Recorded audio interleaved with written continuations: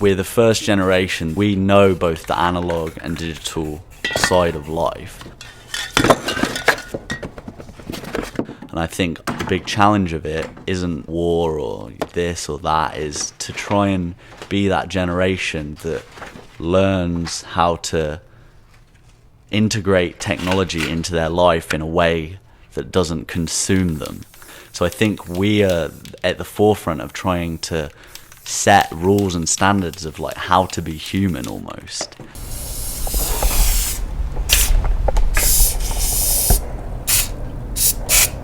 I hope my artwork sort of promotes that in critical thought.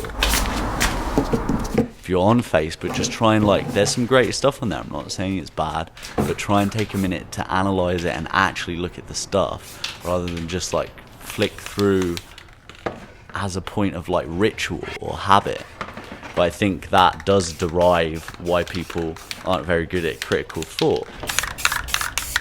Previously, when we were bored or we had a minute, we would actually try and think and come up creatively with things in our brain. And now we don't ever have that downtime to do that. So we never arrive at these conclusions. And I think that's worrying as a society as a whole. If we look at inventions or companies, they may never arise because people are stupefied by this technology. There's a lot of these sort of socially aware artists out there, and I was thinking, how am I different to those? And I like to think my unique point is that I cover a lot of different subject matters.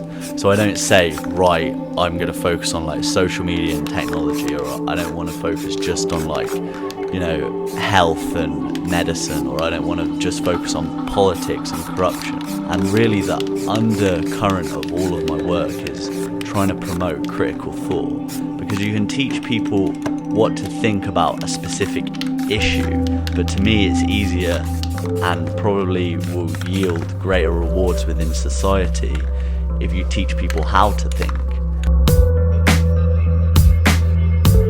And to me, art is a great segue to that, because it has this inherent ambiguity to it, that it makes you engage your brain and it makes you sort of learn or practice how to critically analyze your environment. So that doesn't stop with a specific issue.